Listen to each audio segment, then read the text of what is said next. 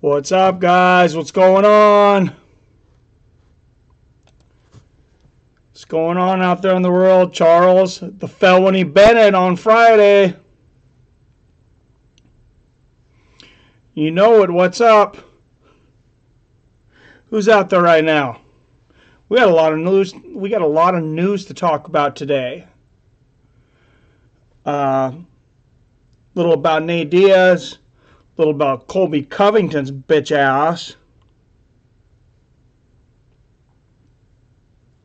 The hell is up with that guy? Connor and Nate get an award.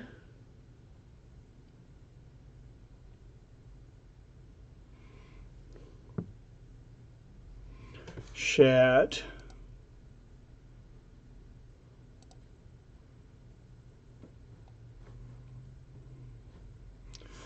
What's going on, Fred? What's up, RS?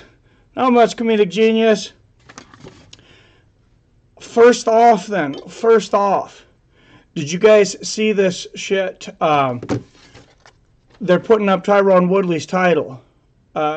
Colby Covington is fighting RDA. His little bitch ass is getting an interim title shot against RDA. And apparently, I was talking to Cap earlier today. He's the one who showed it to me first, saying that Tyron's ready to fight. So he's ready to fight. I don't know what the deal is on that, but for some reason they're saying he's not going to fight till July, and now Colby Covington's coming in there. So that's some weird shit. I don't know what you guys think about that, but Tyron came out and said,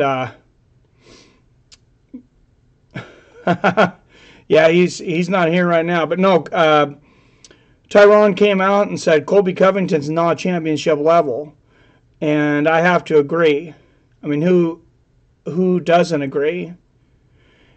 He did have surgery, I guess, but he said that he's ready to go. So I don't know if he wasn't medically cleared or what the deal is, but it doesn't seem like it's been long enough for me to have an interim championship. It seems cheap. It seems cheap. We're going to get to Darren Till here in a little while. Did you guys see Tyron says he'll be ready for July? I seen that. Yeah, he said he'll be ready for July. Just doesn't seem like enough time to me to put up a title for an interim championship, though. And I think this was maybe a little bit of a backlash from Dana.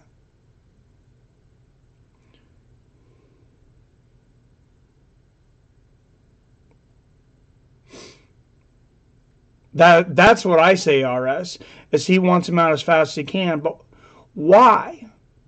Why does he want him out? I think this is really bad for the UFC. Alex Jones says, agreed, the interim could be perceived as a slap in the face to T. Woods. Oh, I definitely think it's a slap in the face to T. Woods. T. Woods, a charismatic dude. He's had a lot of great fights, a lot of great wins in his fight. He got put up against, yeah, he's a super likable guy, but he got put up against a couple of guys that made everyone look bad. There's almost no one that looked good against Damian Maia. Anderson Silva looked like crap against him. And then Wonder Boy, Stephen Thompson, I mean, that guy, he's just an enigma. He's a puzzle nobody could solve. And Tyrone absolutely had to fight him the way that he fought him. RS says all about the money. Woodley is the best, but he's a boring fighter. Dana is always bashing him about that. Put him in there with Nate Diaz. I know Nate Diaz isn't the #1 contender, but put him in there against somebody exciting. Shit, put him in there against Colby Covington. Watch him knock him out. At least Colby Covington will come at him. Sorry, only in the last fights. Years ago, Tyrone was a KO machine. Yeah, I just don't think there's anybody that's ever looked good against both those guys. Well, definitely not against Stephen Thompson. I'll tell you, the one guy that looked good against Damian Maia that I can think of was Nate Marquardt. And I was actually at that fight live in Portland. If you guys want to write this down, something to look up. What's up? write this down and look it up, though. Look up the knockout. Nate Marquardt versus Damian Maia. And seriously, the whiplash that Damian Maia gets, it looks like Damian Maia is water skiing. It seriously, as he's walking in, it looks like he's water skiing. And Nate Marquardt hits him. Like when you see somebody get hit by a wave and just knocked out, just knocked back. That's the way it looked. I mean, the way he flew through the air. Nate Marquardt just launched Damian Maia. I don't know how much weight Nate Marquardt was cutting back then. Obviously, we didn't have the same testing. And Marquardt always looked like he was juiced to the gills. But so comedic genius, I don't agree with you, but I agree with the perception. And that's unfortunately what we have to deal with nowadays in the media. Is the perception of, are you doing this because this guy's black? Are you doing this because of, and I'm not saying you treat those guys differently. I think you should treat everyone respectfully and your champions respectfully. When you're in a sport where you've only had a few black champions, I hate to say it, but you don't have to tread carefully. Just don't be stupid. Just don't be stupid. And you shouldn't be stupid with anybody. That's what I'll say about that. Or else, I think people are forgetting Gunnar Nelson is still a contender. Yeah, he's dropped a couple out there, but he's looked good in a lot of fights. So I can forget it out. I can forget a Jones, but I'm saying it's the perception. That's just part of the business. I'm going to get to Till. I'm going to get to we're talking about Conor and Nate. Conor and Nate actually just received an award for their second fight as the greatest UFC fight ever. I don't know if you guys agree with that. As much smack as I've talked about both of them, after I seen that fight, and I know it was, you never want to say it after you watch a fight, but after I seen that fight, I said that might have been the greatest fight I've ever seen. When Conor and Nate fought the second time. And that's one of the reasons I have been chomping at the bit to see those guys get in there again. Yeah, I know Conor should defend his title, and it's BS. And I know Nate maybe should have taken some fights out there. Most of the community seemed to agree that fight wasn't the best ever, but lots of hype and really amazing. Yet looking at it in hindsight, I can think of fights that were probably better, but it's definitely top 5. Third fight at 155. Yeah, it's definitely top 5 as far as UFC. Who does Nate face next? I think him versus Gaethje would be like Gotti Ward. That would be incredible. Of course, Gaethje's already got an opponent in Dustin Poirier. That's gonna be a tough fight. Wait a minute, they're making an interim title without the Wonder Boy. They just ran him over. Yeah, absolutely. But I mean, he lost twice. So who wants to see him get back in with Tyrone again next? He's gonna have to win a couple more. A lot of things there to touch up on. A lot of things there to touch on. Though Nate Diaz, I will tell you who I think his next opponent is. Unless Conor jumps in at the last minute, Clay Guida just called him out. Tyrone says they need to shuffle the deck. Yeah, he also said that, he wants big names. He wants big fight names. And I understand that. He wants big fighters. But yeah, Clay Guida just called Nate Diaz out. And I think this makes sense on a lot of levels. Honestly, I almost wonder if Nate or the UFC were in on this a little bit. Because Clay had a win over Nate when he was not doing so well. He'd been dealing with an injury and some sickness, and he wasn't the same Nate. It was a better Clay Guida at the time. And I think that's a fight where you could go and you could say, okay, let's make Nate happy. We're going to give him $1 million or $2. We're not going to break the bank, but we're going to make him $1 million off this fight. We're going to give him millions of dollars. Keep him in the press. Have a great hype video between him and Clay, and you keep that going. And then I don't know what you have Conor do in the meantime, but I think they're kind of just waiting to see what he's going to do. Jamarca Johnson says, I promise Nate not fighting Clay. Clay not a money fight. Yeah, I don't know. It'd have to be a main card. That's the thing, is it has to be a main event on a main card. And that part I agree with you. I don't know if that's a main event on a main card. And it could be a co-main, though. It's definitely a co-main. And, I mean, I'll pay for the fight. But yeah, I think it's definitely a co-main.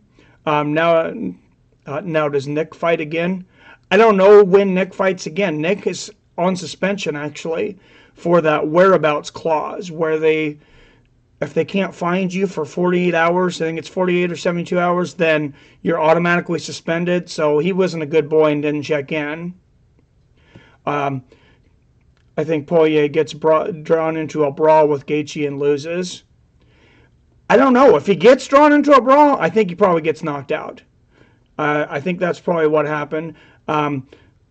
Let's go into Kevin Lee, though. You said you thought he would face Kevin Lee. Kevin Lee is booked to fight Edson Barbosa at UFC 128.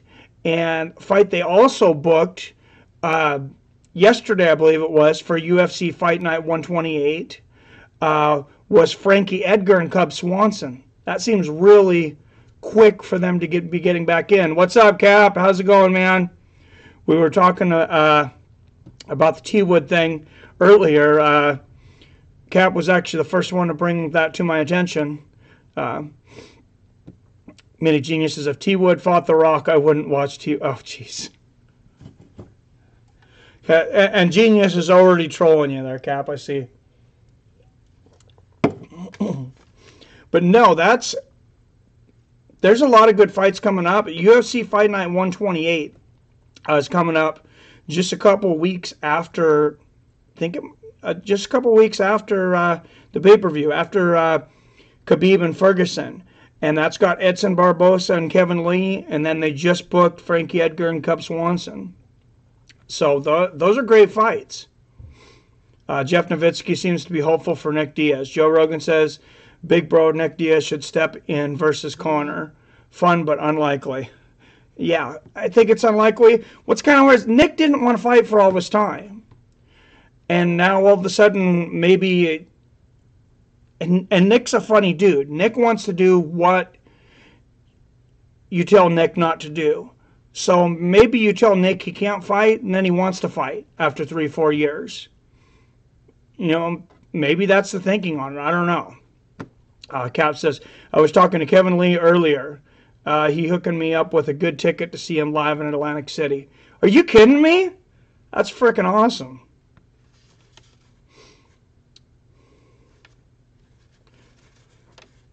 Damn. Yeah, have to hook me up one of these days, Cap. But he's got his hands full on Edson Barbosa, man. Kevin Lee's obviously a better wrestler. Edson Barbosa is a freak of a striker.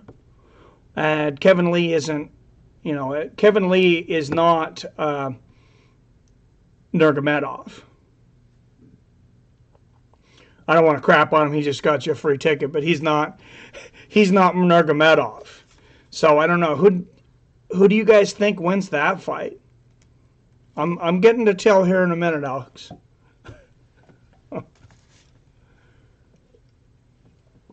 I wish it was the real Alex Jones and he was just screaming in my ear through a pair of headsets. That guy might be crazy as hell, but he's super entertaining.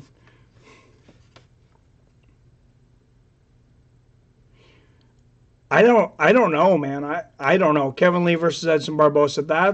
That's a crazy one to call. I got to lean towards Barbosa too. I think it could go either way, but I got to go towards Barbosa. Till sucks, says Comedic Genius. I hope you're trolling. I don't believe Darren Till sucks at all. Guy's been doing Thai boxing since he was like 8 years old. Guy was made to be a UFC fighter. I don't know if he's championship level yet. Wouldn't mind seeing Lee go away. Oh, jeez. Yeah, he's kind of getting towards that trolling level here, isn't he? So, so I don't know. But you guys wanted me to hit on Darren Till, so I'm going to hit on Darren Till. I don't know, maybe you guys seen the same thing that I seen, but May 27th, UFC Fight Night in Liverpool, Darren Till is the main event. The issue is you go to the website, and it just says Darren Till, and it has a question mark. So the UFC pulled a mystery fighter on us. There's no one there to fight Darren Till. My prediction is probably, unless he ducks him, Kamaru Usman. Kamaru Usman's got 7 consecutive wins, and he really wants the fight with Darren Till. Yeah, that's what I don't know that if he's a big enough a name or not. Santiago Ponzinibbio, he's coming off a big win, and the timing matches up right. Gunnar Nelson, yeah, he could be fighting right now too. My senses say more towards Usman. I thought so. Usman called him out, so if he didn't fight his last one at welterweight, apparently he is now. Because he called him out, I believe it was on MMA Junkie I was reading.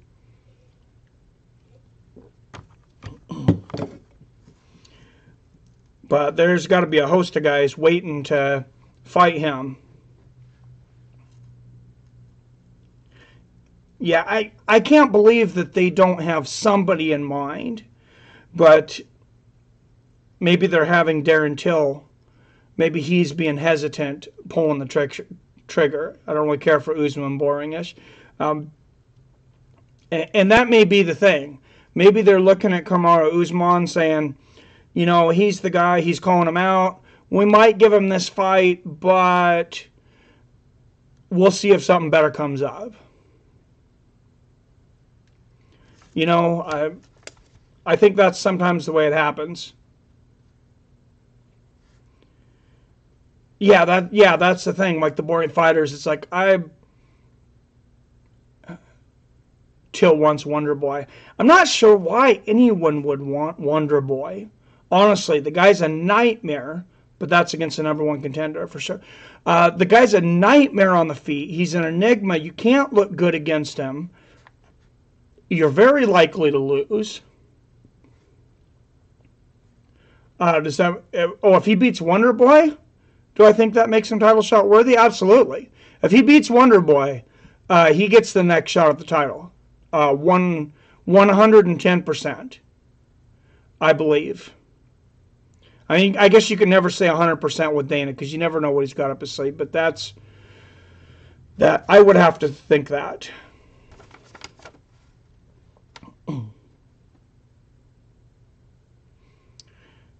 Absolutely. But Dustin Poirier and Justin Gaethje, like we were just talking about, that's a big fight. On that undercard, that Fight Night Arizona, we had some big fight nights coming out. They announced a lot of stuff a couple months out. And you also got Carlos Condit versus Matt Brown on that card. And I really got to lean towards Matt Brown. I think it doesn't seem like Carlos Condit, when he came back, he's been the same fighter. I think maybe he took too much time off, got a taste of that pizza and fried chicken life, and said, screw this. How's it going, Dean? Thanks for tuning in, man. He got a chance versus Wonder Boy Deuce to his size. He does, Alex, you're right. Like I said, he's going to... If he takes that fight, he definitely deserves the title. Anybody that beats Wonder Boy right now, automatic title shot. But Till versus Tyrone is a nasty matchup. Could you break that matchup down for us? Honestly, I think Tyrone, at this point, I think he stands back and he counters Till. I think Till could take him out in the first couple of rounds, but I don't think he does. I think Tyrone takes him down, starting about the third round, starting to wear him out, and I think Tyrone finishes him towards the end of the third, into the fourth round, and honestly, I think he knocks him out, because I think by that time he tires Darren Till out. Hey, Mike, your thought on Dana White being buff on the video game? I don't know, man. I guess he's just having fun. It's like a Vince McMahon thing. He can't jump into the cage and actually fight. It's not like WWE where he can go in there, let Vince McMahon and do his thing. So I'm sure it was just like kind of a dream thing of his, and he's like, hey, make me buff and go in there and fight with these guys. This will be cool. But obviously he couldn't fight. He couldn't beat any of these guys. I mean, he was a boxer. He had a couple boxing matches, but yeah, he couldn't beat top 30 guy in Bellator. So, yes, I am going to stream the Joshua Parker fight next week. I'm looking forward to that. I've had this one for a little bit, Seven. It's actually it's a new camera I'm using. I was filming from my phone before on the mic, so I got this webcam. So it sits me in front of my computer so I can have the mic out. How's the sound, by the way? Alex Jones, thoughts on a 165 weight class? I think you got to do something there. I say you go like boxing, though, honestly, and I say you go 162. 162, because 163 just seems weird, but I say you put in a 162, and I believe we're definitely overdue a 195. Those are huge weight gaps. I think the 185 to 205 is almost even worse. That's a 20-pound weight difference when these guys get in there. And that's scary. And 155 and 170, those guys that are cutting down to 155 are cutting so much weight. A lot of those guys honestly walk around at probably close to 200 pounds, and they're cutting down to 155. And that's just insane. I say those are the two new weight classes that need to be made, though. 172 and 185 for sure. Dana versus CM Punk, who you got? I got CM Punk on that one. Dana's way too old right now to be jumping in there with him. And CM Punk's actually been training with the Rufus brothers, so we'll see what's going on. I don't think it's out of the realm of possibility that you see CM Punk fight Floyd Mayweather at UFC 225. That's another one that has an opponent, or that CM Punk has a contract for UFC 225, and they have not named his opponent. So apparently they're working on it. It's either Floyd, or they're trying to dig through their roster and find somebody they think he might have a chance against. Prime Tyson in MMA with good coaches. For about 4 years of his life, I think Prime Tyson does whatever he wants.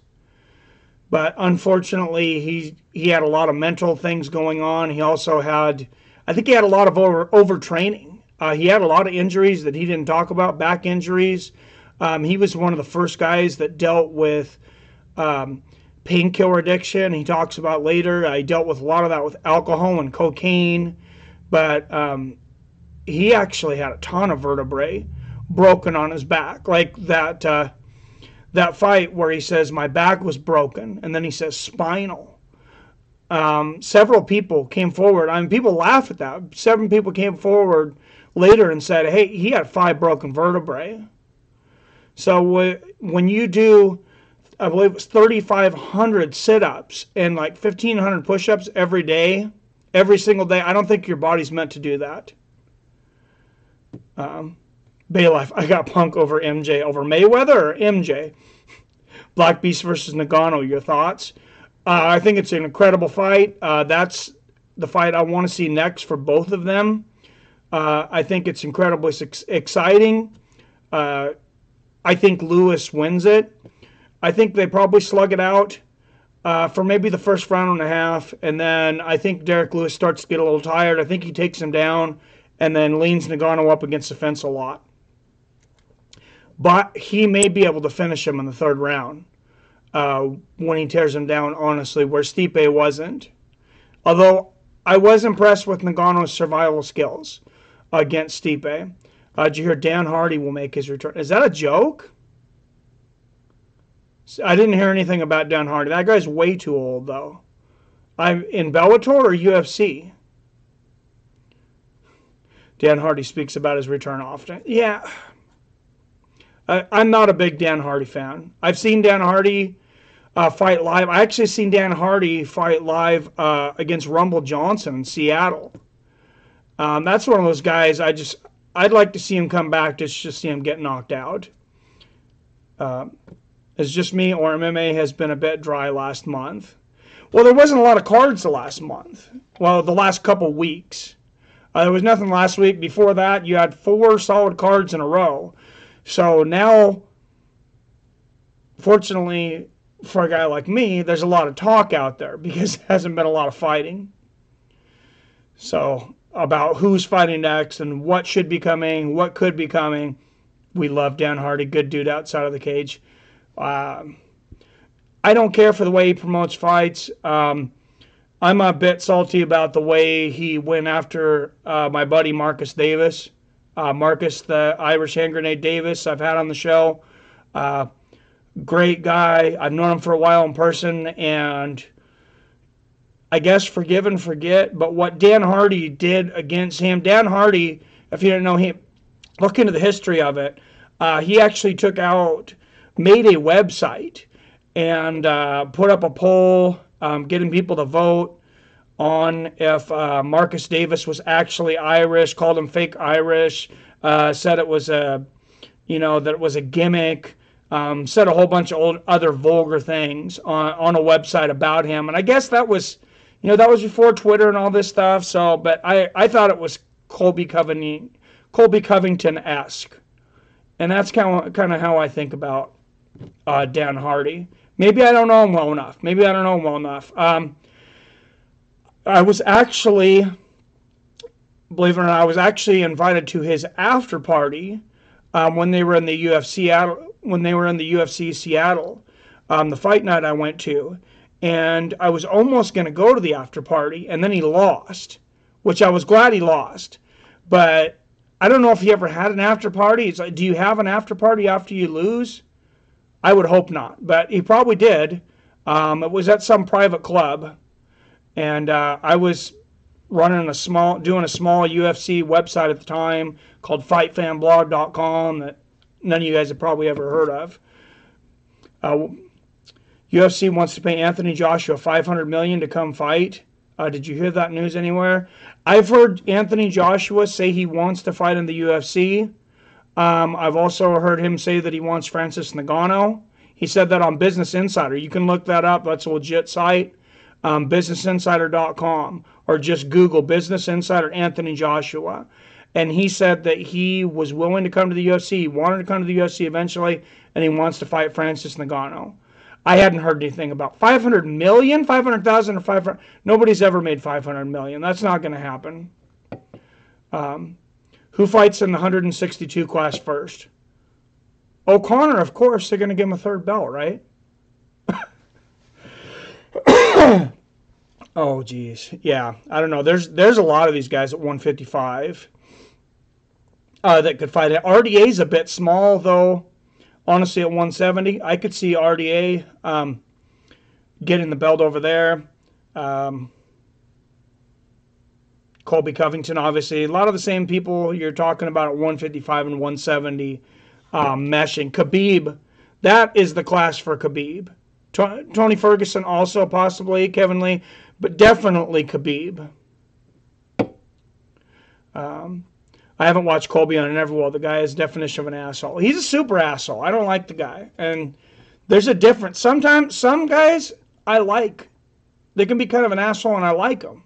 And I don't know why. And some guys just come off as a punk, like it's fake. And maybe that's the Colby thing. He just strikes me as that guy that you wouldn't want to have a beer with, ever. You wouldn't want to be in a bar with, because he's going to start a fight with like 6 people, and he's going to ruin your night. You were going to get laid. You were having the best night of your life, and all of a sudden Colby Covington's jawing over in the corner, and now he's got you in a fight with 6 fucking bikers. Gap says 162 class dumb. Just turn 170 to 175, then out of 185. That's all that's needed. I think a lot of these guys are cutting a lot from 155, though, at 165. And 165 is closer to 170. I disagree with you on Cap. I go the boxing route with this one. I would say split the difference. I would say 155, 162, and then I would keep 170 actually. And then I think because then you got an 8-pound difference, and then you just go 185. I agree with you on 195, and then 205. I'd also like to see a 225, and then just an unlimited. I think RDA KOs Colby. I think so too. And I think the reason a lot of people aren't so upset with that fight, and I know Cap's one of them, is they want to see Colby Covington get knocked out. I've never met a Colby Covington fan yet. So, I mean, maybe he's trying to go the Floyd Mayweather route and have people pay to see him get knocked out. It almost seems like Conor learned something from Floyd in that respect. It's almost like, but he was already super popular and he was already loved. That's the issue. Why do you go that route? I don't know, but it almost feels like that's the route Conor wants to go. It's like the Irish are going to love me no matter what. And let's make everybody else pay to see me lose. Who would Rumble face at heavyweight for the return he's talked about? Well, Derek Lewis and Francis Ngannou are tied up. So, I mean, that's the fight I wanted to see if you're talking about heavyweight. I'd like to see Rumble against Mark Hunt. Although Mark Hunt is, obviously getting a little older, but somebody powerful, a banger like that. Maybe the comeback, maybe Verdum, the Verdum comeback from that. I don't want to see him against Kane. I think that's a bad matchup for him, at least out of the gate. And then if John Jones doesn't come out, guys, what about Rumble and Brock Lesnar? Anthony Rumble and Brock Lesnar, guys. That's the fight. Anthony Rumble and Brock Lesnar. I want to see that fight. Cap every 10 pounds. I like every 10 pounds. 125, 135, 145, 155, 165, 170. If you can get them to change 170 to 175, I totally agree with you, Cap. I think that's the way it should have been to begin with. Genius says Arlovsky. Did you see him fight Arlovsky in World Series of Fighting? Is that why you're saying that, Genius? Because if nobody's seen that fight, Andrei Arlovsky and Anthony Rumble Johnson, it's actually probably the fight that got them both back in the UFC. They fought at a catchweight of, I believe, 225. And Rumble just absolutely wrecked Arlovsky, knocked a couple of his teeth out.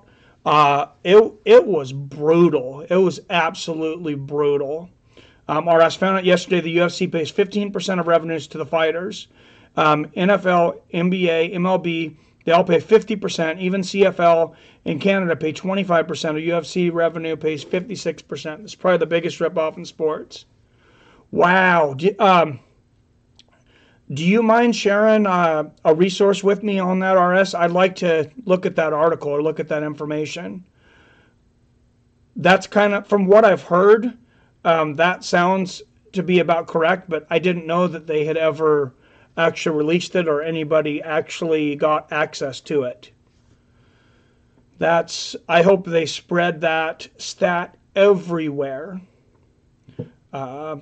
BR Longhorn, how's it going? He says, I agree, 145, 155, every 10 pounds. Anthony Rumble versus Francis. I like that fight, but Francis is already fighting Derek Lewis. So I'm fine with him fighting the winner of that, but I want to see Francis and Derek Lewis first. It's not signed, but they both said they want to fight. So I don't see the UFC saying no. That's too exciting of a fight.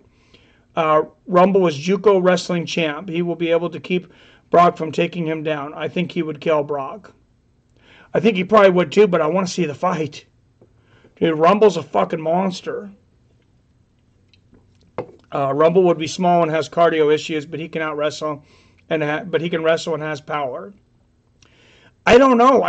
Rumble might be walking around at 250, honestly. Oh, I know. Arlovsky, for all the times, he'd had his chin pushed in several times by Fedor, several other guys. And that night, for whatever reason, Rumble hit him with everything. Knees, overhands. Like I said, knocked several of his teeth out. You seen his teeth flying? I think one of his teeth flew into the crowd. I mean, that's craziness. Cap, yeah, UFC is cheap skates. That's nothing new. And Bellator, of course. And Bellator's been known for holding on to guys for too long. But did you guys see this UFC, the one in Chile, coming up May 19th? I mean, this is a confirmed fight.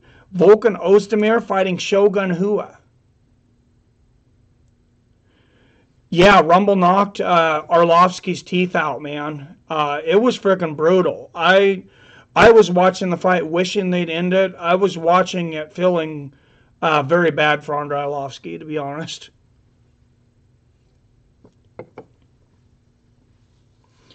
But yeah, you should look that fight up though. You can probably only find it on UFC Fight Pass now though. They're scrubbing everything off of YouTube. If it's not on the UFC YouTube channel, they scrubbed it. They tried to give me a copyright strike for some footage that I had put on there, and I challenged it, and they backed off. So I can't post a link here. Email it to me at fightswithfriends at gmail.com, RS. I'd appreciate it if you would. JT360 Gamer says, do you think the winner of Khabib versus Tony holds the lightweight belt until retirement? I don't know. I think the winner of that fight, if it's Khabib, probably. If it's Tony, I think it's quite likely that Khabib comes back and beats him. I think it's likely that neither one of those guys lose to anyone but the other one. That's, I think, is the likelihood. But whoever wins that, I could see the other one coming back eventually and getting a rematch and taking it from him. But Shogun versus Volkan Ozdemir, I was just talking about, that's at UFC Chile. How long has Shogun been fighting? I want to say he's actually only supposedly 35, but I swear he was fighting when I was 17, and I'm 39. So I would think he's got to be older than me, but maybe I'm wrong. I think the winner of Khabib versus, I'm sorry, it was in Bleacher Report. The title is For the Love, Not the Money. All right, I'll take note of that and look it up. Thank you, RS. For the Love, Not the Money. I'm sure everyone will be interested in that. Bleacher Report. Yeah, that's the thing. After a while, these guys get into it for the love, and then eventually it's a job and they want to get paid. And you're getting punched in the face. It's like, come on. Peter Jones says, someone will beat them. It's the nature of the sport. Well, I mean, nobody beat GSP for a long time, except for that, that lucky shot by Matt Serra. He came back and avenged that, so I didn't really count that. Nobody beat John Jones, except for a drug test. 360 Gamer, imagine if Khabib mauled Conor and won a rematch as well. I want to see Conor fight Khabib in Russia. I don't think it happens, but let's see it. What's up, Stewie? How's it going, man? Volkan will probably KO Shogun. That's what I'm saying. I don't know if Shogun, maybe he needs one more paycheck, but why not give him somebody a little closer to his own age? That's a horrible matchup to me. At his age, that's no. Why would you do that to him? I'm not sure how. I'm going to look up how old Shogun Rua is. I'm guessing this age is probably not going to be correct, to be honest. But I just see he's been married since 2007. Been active since 2002. I thought it was longer than that. And I don't know. I don't even see an age on here. But yeah, I agree. Oh, okay, born 1981. So he's 37 or 38. But God, he had been fighting since he was like 16 then. Peter Jones, 37. Because, I mean, he won the Grand Prix back in Pride way back in the day. I mean, 2002, how many years is that fighting? That's 16 years. 16 years fighting. That's nuts. So I guess 21. I guess 16 years ago he was 21. Seems a lot longer than that.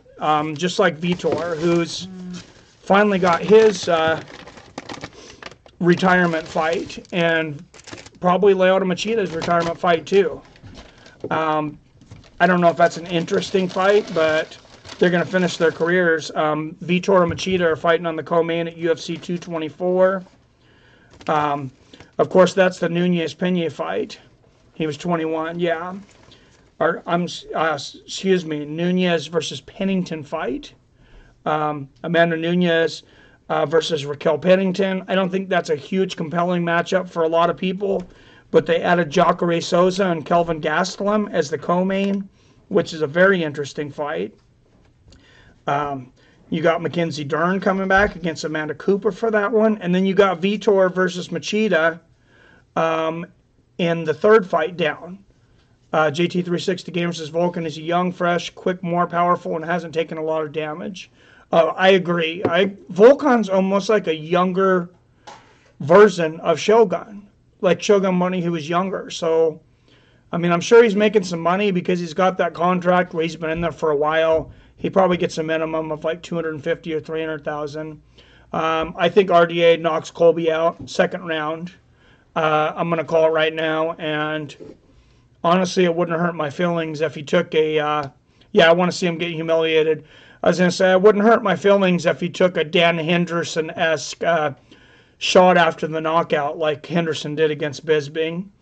Although now I feel bad for Bisping late in his career after the eye injury and everything. I feel a little bad about how much joy I took watching that, but I'll tell you, I took a lot of joy when it came, and I would take a lot of joy seeing Colby getting humiliated and head after the knockout. TRT Vitor versus Prime Tyson. Oh, geez. I don't know, man. Those were Vitor. When Vitor came on the scene, those are some quick hands. But Prime Tyson, I would say Prime Tyson because Vitor would not have taken him down. I think Vitor probably would have tried to stand with him. And at 4-ounce gloves, nobody was standing with Prime Tyson.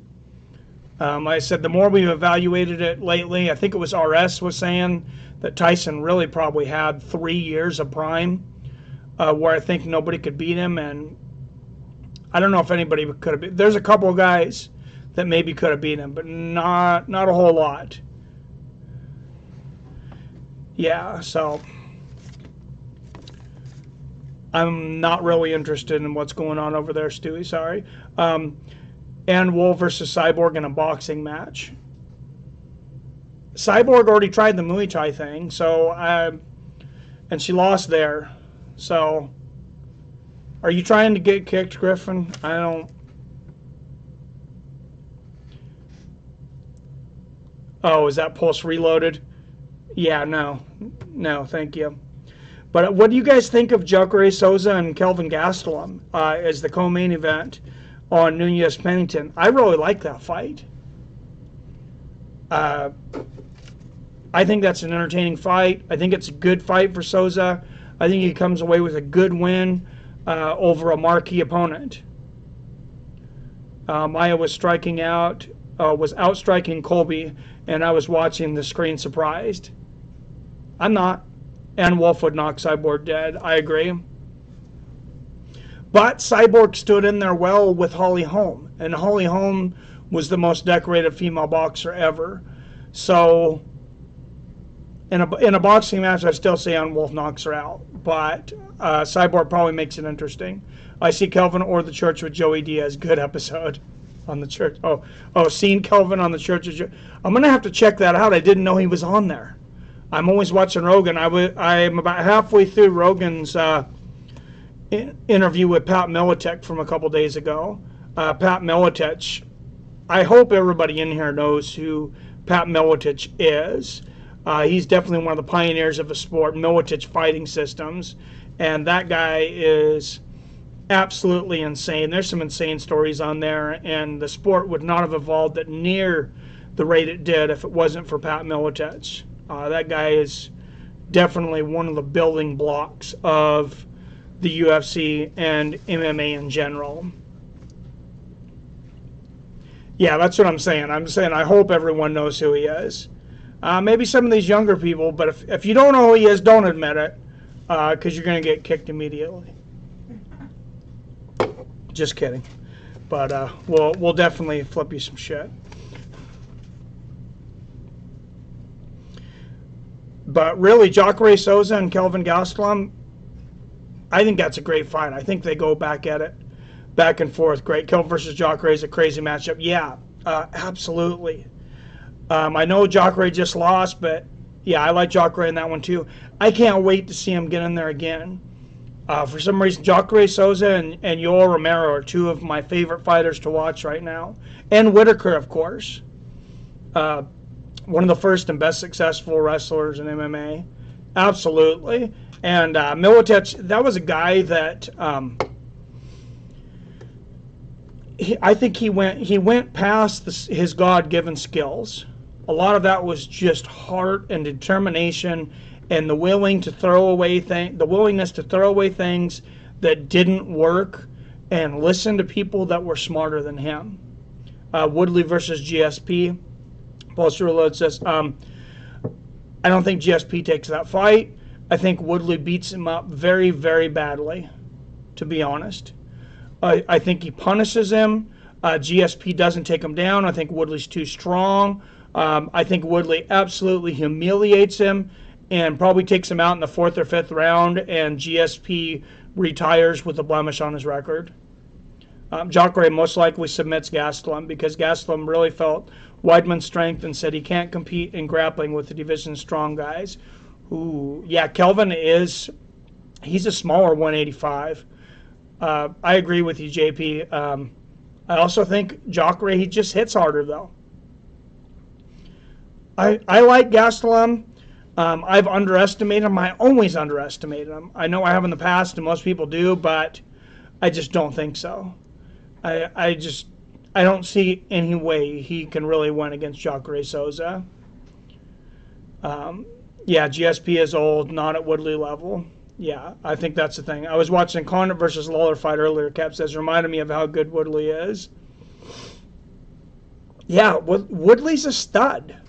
You forget about the last 3 fights, like I said, and one of them was against, or 2 of them was against one opponent, and really nobody looked good against those guys. Anderson Silva looked like dog shit against Damian Maia, and nobody's looked good against Stephen Thompson. To get out of there with a win against Stephen Thompson is about the best you're going to do. Next for Brunson, I have not seen Derek Brunson matched up with anybody. And honestly, I thought he was probably next for Kelvin Gastelum. I think that's a better fight, or a more competitive fight. I don't see Kelvin Gastelum being real competitive with Jacare, but hopefully he's got something out there. I really like Brunson too. Only person to beat Wonderboy is Matt Brown. That was several years back, but yeah, Matt Brown's been one of these up and down guys. I don't think you were on yet earlier, but Matt Brown is fighting Carlos Condit on the fight night with Dustin Poirier and Justin Gaethje. How do you see that going, Cap? I think Prime GSP would outstrike Woodley and get a few takedowns. I don't know that Prime GSP ever outstrikes Tyron, but how can I donate? 41 in their hearts. You can donate, sir, at so you can donate on the super chat there, or you can go to paypal.me/fightswithfriends. I really appreciate it. Thank you. So it's paypal.me/fightswithfriends if you don't have a super chat set up. Carlos needs to get his shit together, says Cap. Yeah, absolutely. Honestly, I don't know that Carlos has the heart anymore for it. And I don't think you were here yet when I was talking about that earlier, but I think maybe he got the taste of too many cheeseburgers and some fried chicken.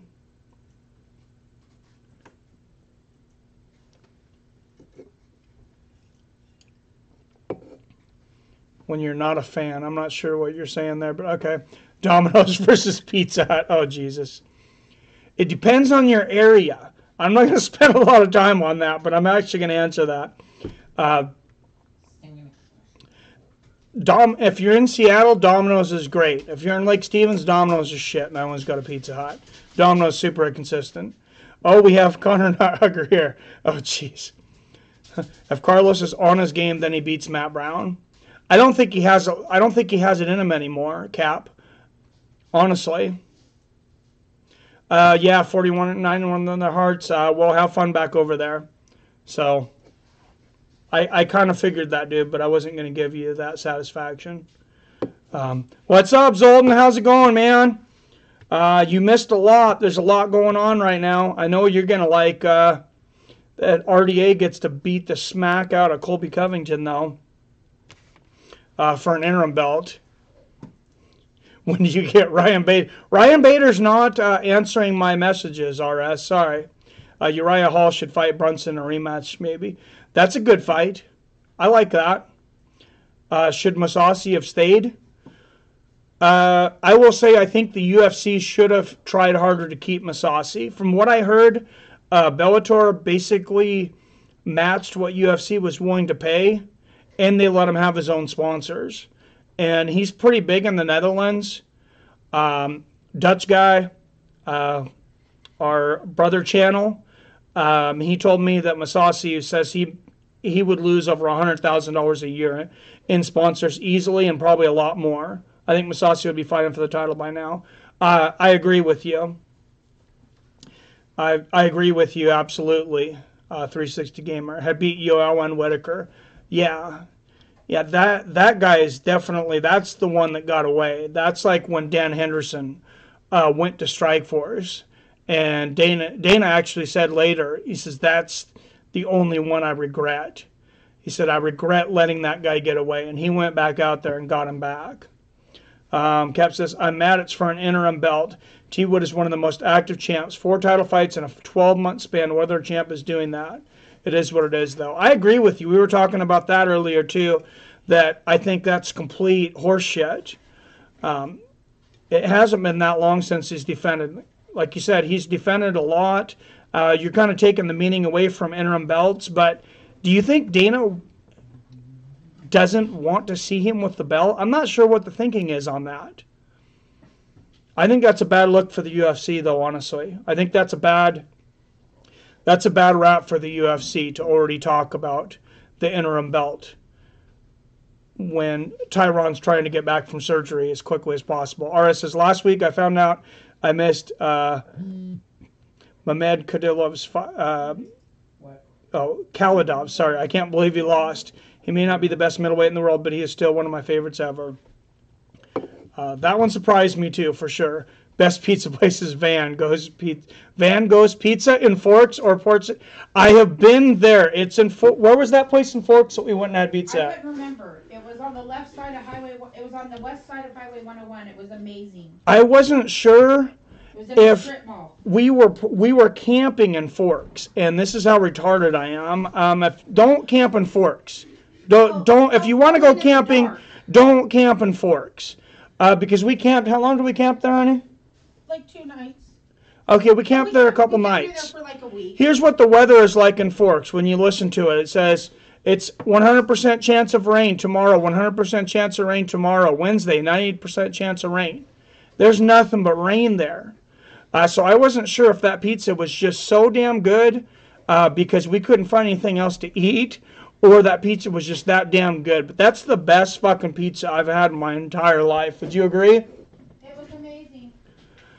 Yeah, I agree with you. Forks, I want to look that up now, Forks, Washington. If you guys are ever in Forks, Washington, I know there's no frickin' Twilight fans in here. I hope not. But that's what that area is known for, is where they filmed Twilight. But Yeah, that pizza is to die for. Does that Connor chicken sandwich come with McNuggets? He should have done the McNuggets. What if he did? Why didn't he just do the Connor McNuggets? That would have been freaking awesome. Just go with it. Dana doesn't like T-Wood or Stipe or Mighty Mouse. What the fuck is Dana's problem with his champions? He's got 3 great champions. Mighty Mouse, in my mind, couldn't be any easier of a guy. Besides the fact he's 125 pounds to market. Stipe is a freaking real-life superhero. He's literally a full-time firefighter and the baddest man on the planet. And T-Wood is a great fighter, a muscular-looking dude, and well-spoken. So, I don't know, man. Masasi had a very close fight in his first Bellator bout. I don't think he would stand a chance against Robert. I've seen a lot of guys have that tough first fight coming over from UFC and Bellator, and it's not something I'd really thought about because a lot of people think, oh, it's kind of like a lesser show, but you know, maybe there's a little bit of nerves there just because it's like a new job. Any of you guys that have ever started a new job, and I know I have, and to be honest, I was scared to death because it's that uncertainty. So I know maybe it's different in fighting. They're more familiar with it. They fought for several organizations, but I can't help but think that has something to do with it. Cap Dana doesn't look like anyone that doesn't like anyone that doesn't make him millions. Then market him correctly. Look at the new sponsor for UFC, Modelo. Their commercial with Stipe Miocic, brilliant. You got Endeavor sitting over there. WME Entertainment changed their name to Endeavor. They're a freaking entertainment company. You got all these guys that are awesome martial artists, and you could be making shows and movies off. You're not promoting. You're an entertainment company, and you can't promote fighters. Zoltan says your area has most rain in North and South America, second to Pacific Coast Colombia. Well, the Forks does. Seattle doesn't. Seattle's not even in the top 50. I'm about 30 miles north of Seattle. We get more rain than Seattle, though. Seattle's cloudy almost every day. It gets like 280 days of cloudiness a day, which is horrible. DJ should be easy to market, but they don't try. He needs to rematch Cruz. I agree. DJ should be super easy to market. What are young kids doing right now? What are you doing right now, David? If David's not eating, he's playing video games, and so are all his friends. Or watching anime. What does frickin' DJ do? He plays video games. He plays Call of Duty all the damn time. How can you not market that? They're giving it to you. 360 Gamer says, Van Gogh's is so good. I've woke up in my tent and fork soaking wet. I know what you're talking about. Yeah, wet in 2 days, huh? Or wet in 2 ways, excuse me. Yeah, it rains like a mother there. But, Jesus. Yeah, Rodriguez versus Merced Bektik. It's official. That's a good fight. That's a good fight. I might take Merced in that one. I think Rodriguez is a little overrated, honestly. Will Brooks was definitely a disappointment. That's one of those things. Beltec will be your... I agree, Cap. What's up, Mathan Roy? Thanks for coming in, man.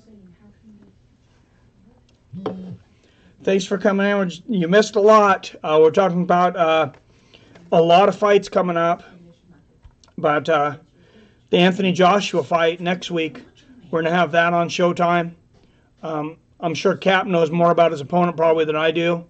I need to do some more studying on that, but I just want to see Anthony Joshua get past Parker and get to that Deontay Wilder fight, because I can't wait to see that fight. And I think he does, but like I said, I honestly don't know a whole lot about Parker. So you never know. Might call it round and finish. Ferg Eagle. I say Ferg by decision, honestly. I think he out-wrestles and dominates Ferguson, but I think he gets the win. Joseph Parker, super legit. He is top 5 heavyweight.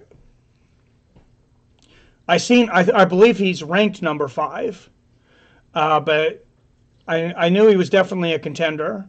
Anthony and Joshua on another level compared to most guys. Like I said, I won't say a whole lot about Joseph Parker, so I don't want to sound stupid. I don't know a lot about him. Who should fight Kamaru Usman next? We were just talking about Darren Till doesn't have a fight for the UFC Fight Night on May 27th. They announced that he's fighting, but when you go to the site, it just says Darren Till versus question mark. So in my mind, they got a couple guys looking at him. Santiago Ponzinibbio, he's coming off of an impressive fight. He could be one of the names out there. Kamaru Usman, definitely. Or Stephen Thompson, that's in Liverpool. Darren Till, excuse me. But yeah, that could be next for Kamaru Usman. I think Darren Till takes that fight, but I think it's definitely competitive. People say DJ out of the TJ match due to injury. I didn't think it was officially signed. These guys start acting like it's officially signed, and then it's not, and it is, and it isn't. I don't know, man. Why are you down on Yair? Because of the Frankie fight? I'm not down on Yair. I just think he's got a lot to prove. I think a lot of the hype that's gotten behind him was over beating up past his prime. Already beat up BJ Penn. So I think he needs another big win over a big top opponent. What? XD? Not sure what you're asking there, Zoltan. Sorry. I should interview Matt Coble from Livewire MMA Burlington. Has fought Michael Chiesa and has stories about the winner of one of the Ultimate Fighters. I might have to look him up. It was posted on MMA Fighting like an hour ago. Well, he's close to me. Burlington's about 45 minutes from us. Where was that? I was training judo at, honey, with the kids. It was Burlington. It wasn't Burlington. If he was training judo in Burlington, I might have met him. The name sounds familiar. I don't know. What's that? It was the Sakuma Dojo. The Sakuma Dojo. I was training at a lot of good guys there. What's Gary's last name? I don't know. I don't remember. I don't remember the other guy there either. But there's some high level judo and jiu-jitsu guys that were training there.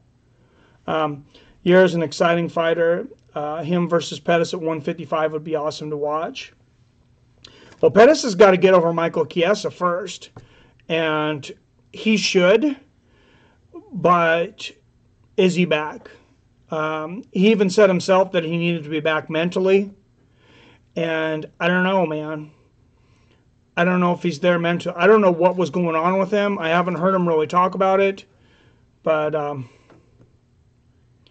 don't know. We'll see how he looks against Chiesa. What do you think about Chuck maybe fighting in Bellator? I think it's disgusting. I think it's sad. I hope Chuck's not broke. And say what you want though about the new UFC fighters or new UFC owners, and I will degrade them on this for firing Chuck to a point. But that was a favor by Dana. Dana told Chuck to retire, and he gave Chuck Liddell and Matt Hughes jobs in the UFC. And from everybody I've talked to that I know that has anything low level or anything with the UFC that I know of, they said basically Chuck was boozing it up as their executive VP or what, and it was pretty much an honorary position. So I hope he saves some of that money. Lee Barbosa pulls for low. We went over that just a little while earlier.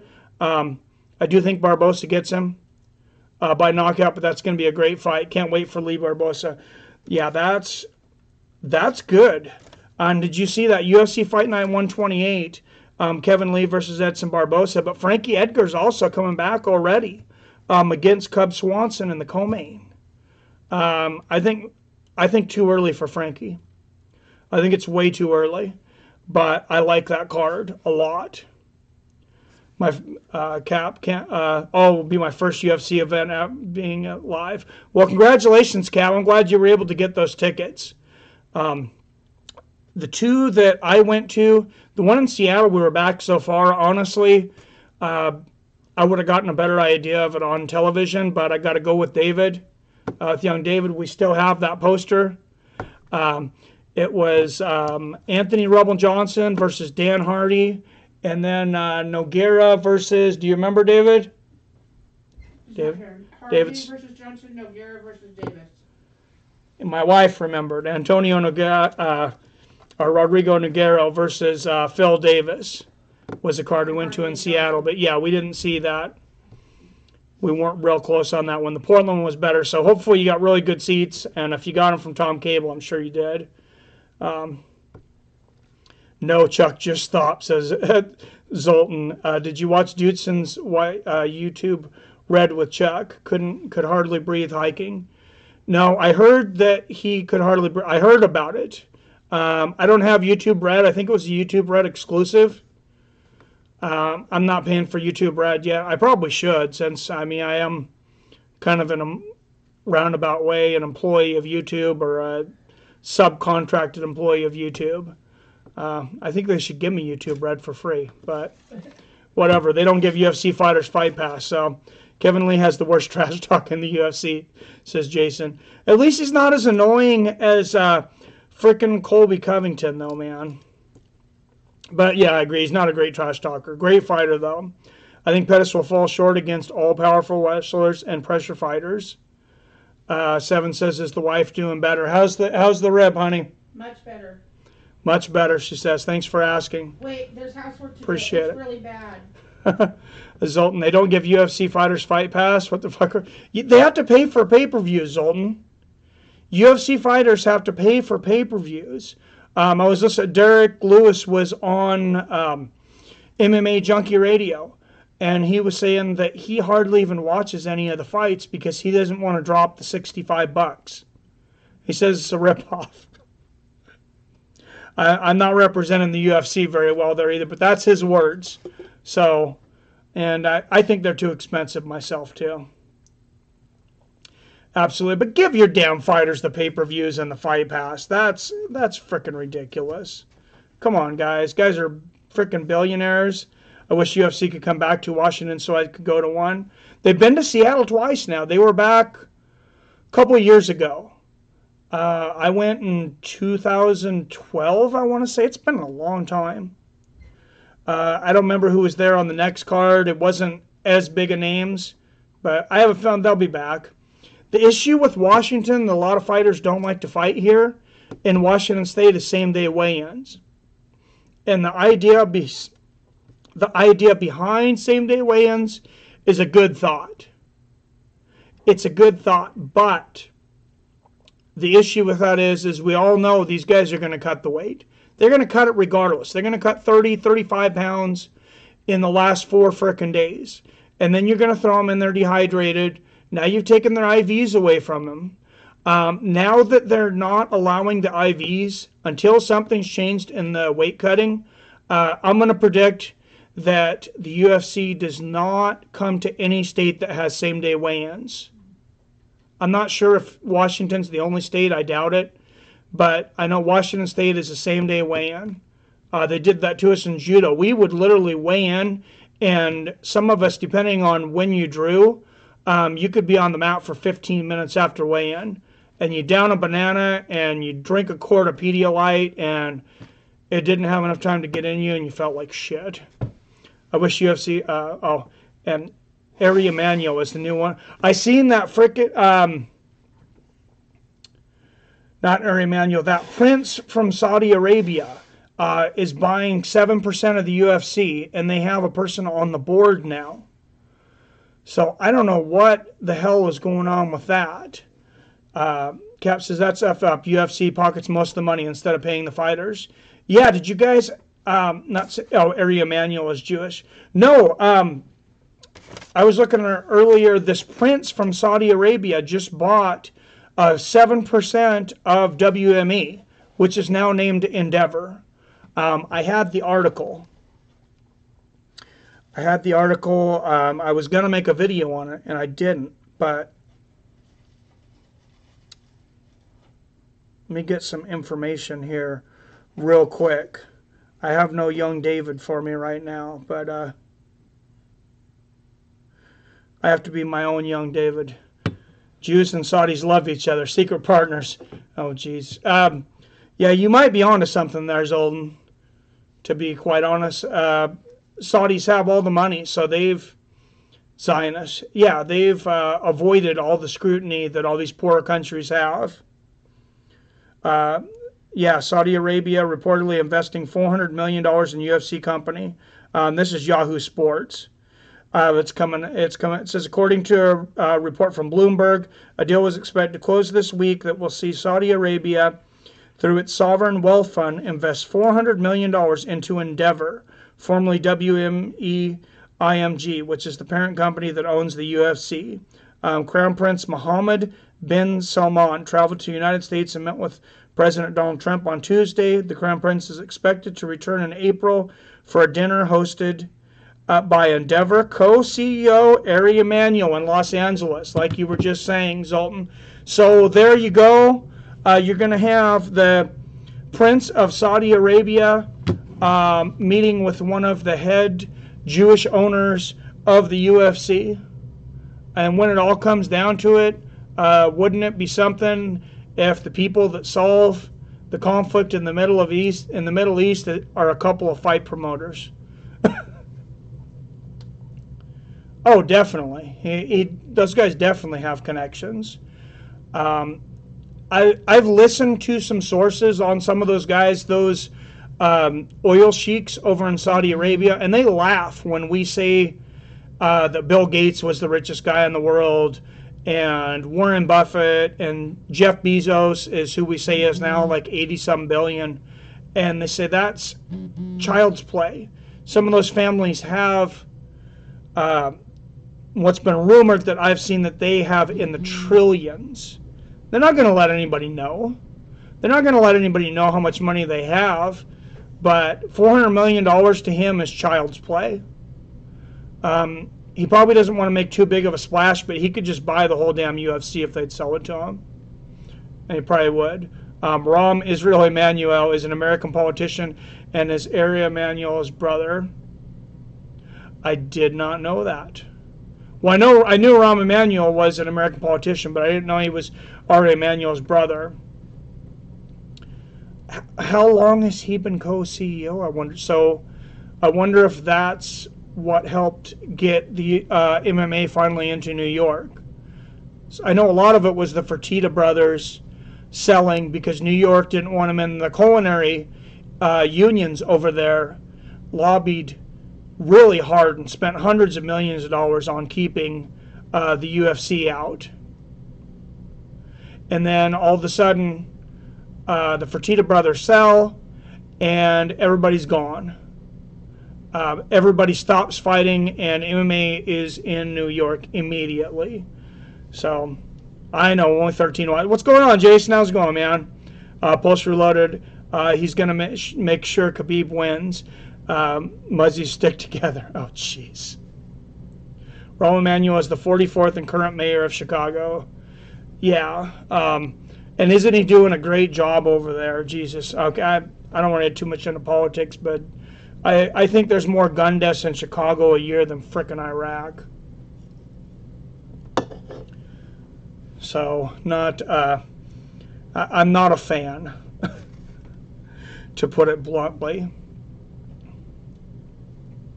For sure. Let's talk about my guest tomorrow, though, on Friday. Who here doesn't know who Felony Charles Bennett is? This dude is a freaking nut. What should fighters do to get paid what they deserve? Unionize. My wife says unionize. I don't know.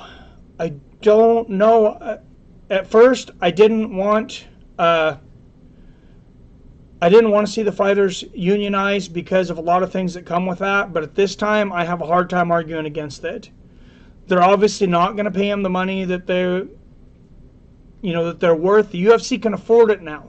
It's not like back in 2005 when on The Ultimate Fighter they paid Spike their last $10 million and said this is going to make it or there'll be no UFC. This just sold for over $4 billion, and now it's evaluated over $5 billion. Seven, you really need to look him up. Look up Felony Charles Bennett. Dude is entertaining, I will say, to say the least. Watch that promo video I did on him. Massive strength at 155. Jesus, he picks this guy up by the legs, swings him around like you used to see like in the old cartoons, around in circles, and slams him into the fence. He would jump up on the fence, jump up on the ropes in some of these organizations. The dude is freaking crazy. He's crazy. He raised himself basically since he was 12 years old. So I will tell you right now, I didn't think I would ever have to give a disclaimer, but I will give a disclaimer before this. The thoughts and opinions of my guest tomorrow in no way reflect the thoughts and opinion of me or Fights with Friends. How about that? New Detroit, Jason's unionized but independent, not officio. Yeah, I'm not sure. I'm not sure what union they go with. Boxing's kind of all over the place. Bellator paid a guy $500 once. Bellator is paying guys $1,500 now. Things are going to get heavy. Oh, for sure. Cap, why won't they get rid of Fight Pass? They have to know it's a terrible service. AFL-CIO. Okay, yeah. I like Fight Pass. I really like Fight Pass, honestly. I like to go back and watch all these fights. I wish that they would have more of the exclusive fights there, more live fights for UFC. But, I mean, you can watch fighting to your heart's content there. They got Glory, they have boxing, they have Thai boxing. I mean, they have a lot of other MMA leagues. They have way more MMA on there than I have time for. How in the world they only have 150,000 subscribers? I mark it up just to bad marketing. I would buy Fight Pass. The pay-per-views were included for that price. At $10 a pop, though, maybe you do it, Jason. Maybe you do it because Netflix is one of the richest companies in the world, and they get $10 a pop. The problem is there's not that many fight fans out there, and I don't think the right way to go was to bring the pay-per-view price up. I thought that was a huge, huge mistake. So I definitely think it's worth $10 a month. Yeah, try the free pass. You can get a free 7-day pass at any time.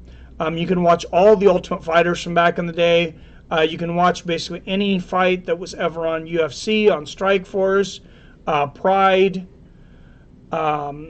Elite XC. That's one we forget about is Elite XC, and that actually had some really good fighters. You have to pay more for HD. Oh, for the pay-per-views, you have to pay more for HD, yeah. Fight Pass, I believe, is in HD. I didn't notice any difference if it's not in HD, but sometimes maybe I don't. My TV seems to look good either way. Sometimes I barely notice the difference. But yeah, I would try. I think it's worth $10. I would actually like it if more people had it because I could do a lot more fight companions. I mean, Invicta FC's on there on Saturday. If a lot of people wanted to watch that, we'd be doing that. Just a ton. Just Mountain Dew right now. Zoltan, no beer today. I got to cut back on the beer a little bit. Just for fight nights, maybe. A pay-per-view is $91 in Canada for HD. Holy crap. That's disgusting. Is that comparable to the currency exchange, Jason, or is that a little more expensive? I think we're at 65. What is the exchange right now? Last time I went to Canada, it was like $1.28 US was $1 Canadian. Doing edibles for UFC 223. Not sure. I'm not sure yet. Here's what I will tell you guys, though. What I would rather do for UFC 223 is felony Charles Bennett. I was talking to him. He has his own YouTube channel. Don't subscribe until after he's on tomorrow because I want to get credit for the subscribers when we do the show. Because I'm trying to talk him into doing a fight companion with me. This dude is crazy. If you have not watched Felony Charles Bennett, this guy is crazy on a whole nother fucking level. And I don't think he minds me saying that. He's super entertaining. But there's nothing this guy's not going to say. Nothing. Yeah, I don't know if I'm doing edibles. I might during the main event. I'm definitely not going to be at the beginning because I don't want to miss the main event. You should try do it. Yes. So on the show tomorrow at 5 o'clock when I have Charles Felony on there, you guys let him know that you want to see him do the fight companion with me. Because I loved watching that Snoop cast. I don't know if you guys watched the thing with Uriah Faber and Snoop Dogg. I think they only did like 5 or 6 episodes of it, but they did an alternate commentary. And that's the only episodes of that season I watched. And I thought it definitely brought a different dynamic to the fight. What time zone? 5 p.m. Pacific in Seattle. My times are always Pacific, so 5 p.m. Pacific, 8 p.m. Eastern. I think it would be epic for sure. Price in the US for a pay-per-view in HD is $65. I did the math. It works out to 70 American dollars. Okay, so it's close. Yeah, I thought Snoop was hilarious too. I thought that was great. And I think Charles Bennett would be just absolutely crazy through an entire card. I don't know if you guys know his deal recently, if you know much about Charles. It's kind of sad. He's had some money issues, so I'd probably have to spring the pay-per-view for him. And I might ask for a couple donations to help with that. But I think it would be definitely worth it. Yes. Oh, don't call him Crazy Horse, or he will automatically leave, though. He was Charles Crazy Horse Bennett. That's how a lot of people know him. For some reason, he wants to be known by a felony now, and it's an acronym. And I'll let him tell you guys tomorrow what the acronym is. He also does have a felony charge that he served 3 years for not too long ago, though. So that's part of it. But if you call him Crazy Horse on Twitter, he'll block you. For whatever reason, he does not want to be called Crazy Horse, and I'm not going to go into it. Fabricio always pulls guard when he has to lose. I couldn't believe the way he was pulling guard from 10 feet away, though. That was ridiculous. It's all he can do if you think about it. He can strike, though. He's throwing flying knees. He's throwing the punches. I think he was just too tired. Both those guys were tired in that fight. I wouldn't be upset if he retired. I think it's probably time to go. If that's all he's got left, it's definitely time to go. So, different guys respond differently to going overseas and fighting in different places. So this fight was in London, but heavyweights don't really have to worry about the weight cut and different things like that. I don't know when he showed up in London. It'd be interesting to see what Verdum said. I know he said that he got clocked. And it sounded like he lost some time during that fight. And if he has punches that he's not seeing coming, it's definitely time for him to get out of there. Yeah, he did it against Overeem too, which that's another guy who has a fight coming up. Overeem and Blades. Curtis Blades against Alistair Overeem. And as many fights as Alistair Overeem has lost, if Curtis Blades gets a win there, he's probably looking at a title shot, possibly the winner of DC and Stipe. So, and I think he beats Overeem as long as he doesn't get cocky. Overeem can still crack. Obviously, he's not got much of a chin. He's been knocked out like 13 times just in the UFC. His wrestling's kind of garbage. It's nothing compared to Curtis Blades. So if he could keep Mark Hunt down, I don't know that Overeem's wrestling defense is any better than Hunt's. RS says, I bet Eddie Bravo after the Verdum fight said to himself, rubber guard is the best. Blades versus Volkov after Overeem. After Reem. That would be a good fight. That would be a good setup fight. That's a legitimate number one contender fight, I think. If Blades gets over Reem and the winner of that fight has a legitimate argument to fight for the title. Even though we all know Kane's going to jump back in there, I believe Kane is fighting at UFC 225. They've said 225 or 226. He's another guy that I don't believe has an opponent yet. So I don't know who that's going to be, but the thing for if Stipe wins, the thing for him is, for the UFC is they can say that Kane and Stipe never fought, and even though Kane's been out for 18 months, he didn't lose. So he has that. Now, if Blades beats Reem, he doesn't need to fight Volkov. Oh, I agree with you, Cap. I agree that if he beats Reem, I don't have a problem with him getting a title shot. I also wouldn't have a problem watching him fight Volkov for the number one contender spot. Either way, I agree. I hear the rumor UFC wants Anthony Joshua. Anthony Joshua has said he wants UFC. Google Business Insider, Anthony Joshua, UFC.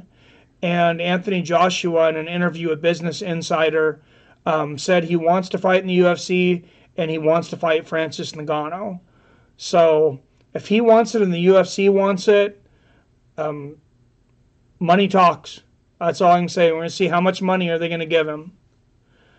So I don't know how it makes sense for Anthony Joshua unless he's getting at least $30 million.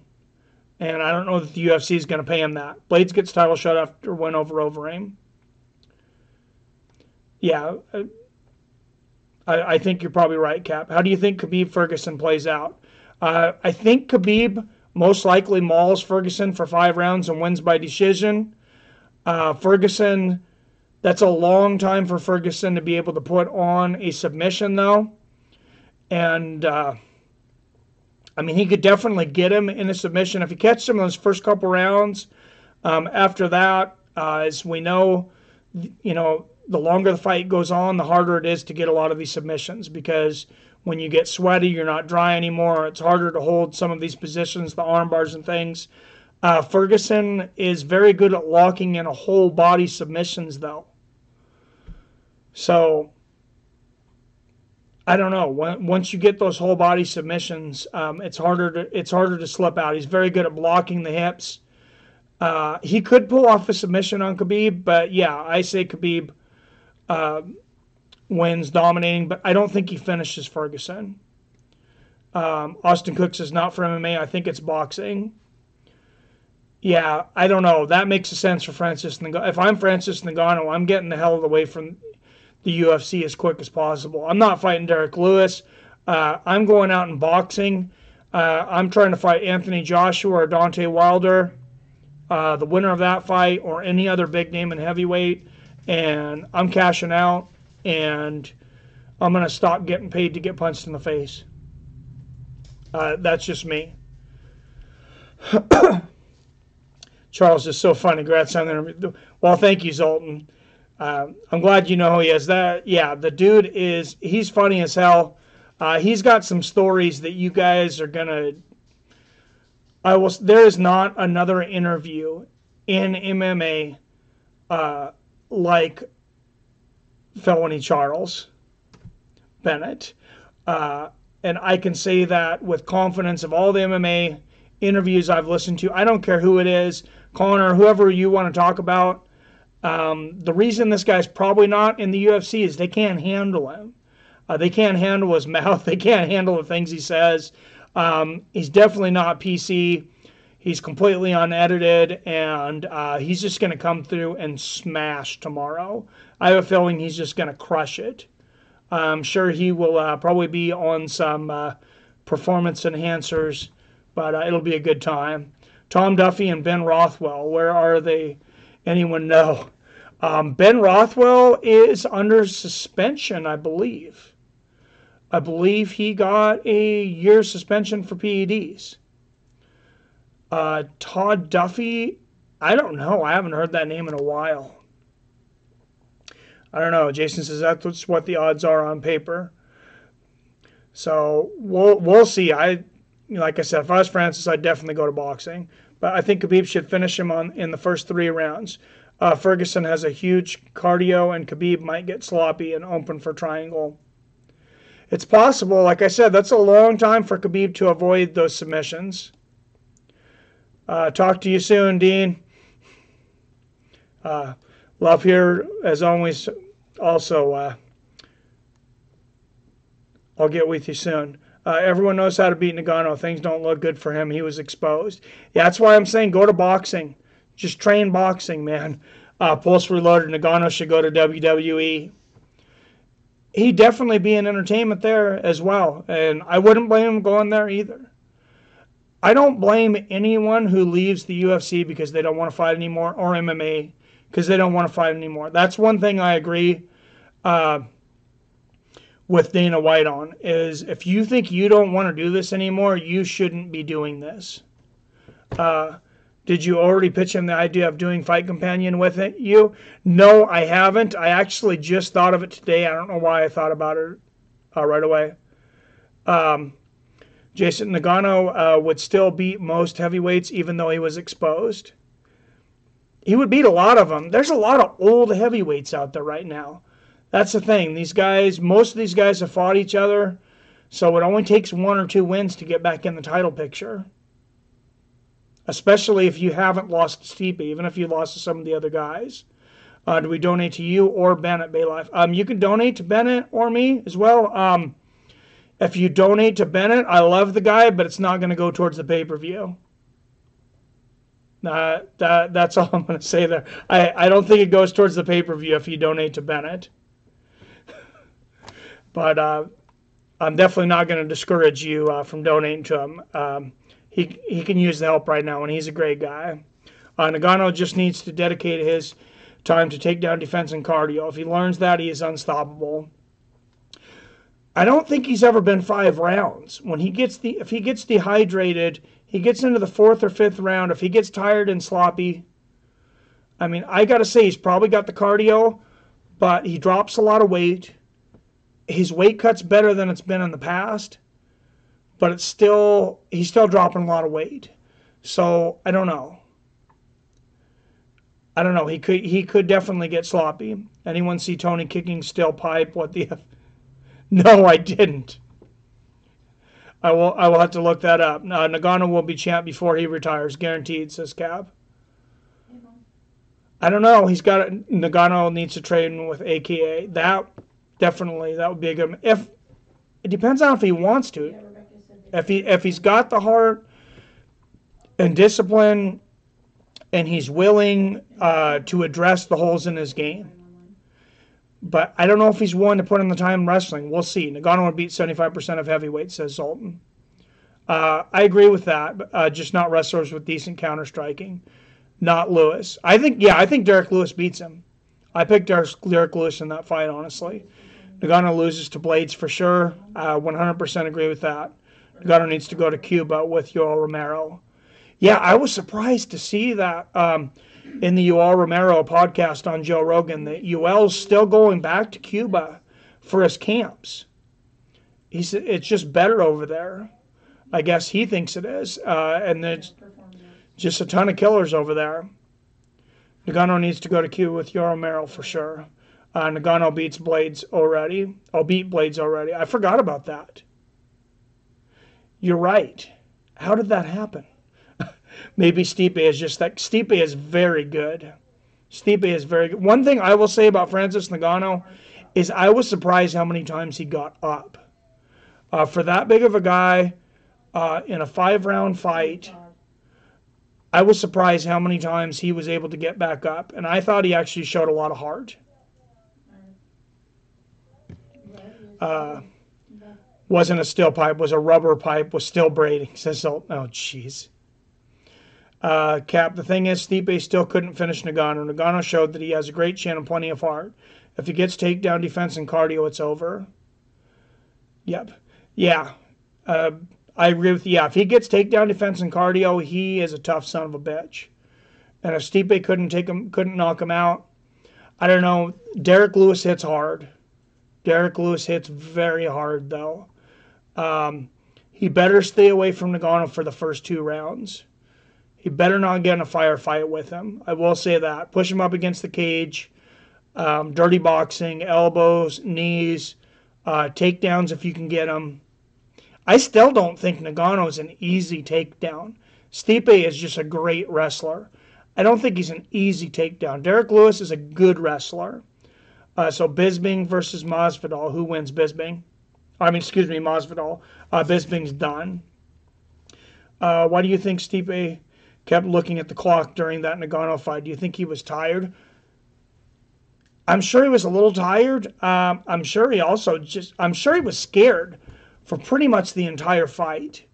I don't know how you can't be in that guy. You know that if that guy taps you on the chin once, I mean, he can literally kill you. So I think he just wanted to get the hell out of there, honestly. I think Cormier has more cardio in the wrestling. Cormier has a ton of cardio for sure. And that's going to be an incredible fight. Stipe's definitely a better striker, though. And I think Stipe's kind of like a John Jones, though. So we'll see how Cormier handles that. I wouldn't stand and strike a lot if I was Cormier. If Ngannou can learn the type of knees Uberim did versus Brock, yeah, that would be crazy. That's what I was thinking. If he can put the weight into those knees, he needs to train with some Thai boxing guys. Train with some Thai guys. Get some takedown defense under your belt, and then maybe train with like Rick Rufus or some of these other guys, and you can imagine the knees and stuff this guy has. I don't want to see Ngannou versus Lewis. I don't want to see Max versus Ortega. I don't want to see Cyborg versus Nunez. I love them all. I don't want to see my favorite fighters fight each other. I agree with you in a way, Cap, but I mean, those are great fights too. What's up, Rich Suppigan? Thanks for coming in. Thanks for coming in, Austin. I didn't say hi earlier, I think. They stopped the fights with Blade, and Francis because Francis gave Blades a black eye and he couldn't see out of it. I remember that, and that was a doctor stoppage. So